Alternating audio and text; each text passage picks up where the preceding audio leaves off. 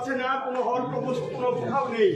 পুরো পুলিশরা শিক্ষার্থীদের সাথে এই ব্যবহার করছে সেটা মানুষের পর্যায়ে 71 সালে এই ব্যবহার হয়েছে কিনা আমরা জানি না। আমরা অসুস্থ শিক্ষার্থীদেরকে রেস্কিউ করতে পারছি না, রেস্কিউ করতে অ্যাম্বুলেন্স নিয়ে আমরা মুভ করতে পারছি না, পুলিশ অ্যাম্বুলেন্সে হামলা করছে।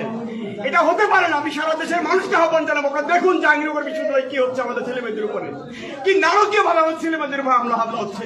আমাদের কিছু বলার নাই, আমরা সহ্য করতে পারছি না, নিতে পারছি না।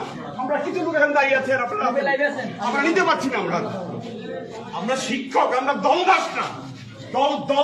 বিশ্ববিদ্যালয়ের ক্যাম্পাসে এইভাবে নির্মম ভাবে হামলা হবে শিক্ষার্থী, হাজার হাজার শিক্ষার্থীদের উপরে, এটা মেনে নেওয়া যায় না। এটা সভ্য দেশে হয়তো সভ্য সমাজ হতে পারে না।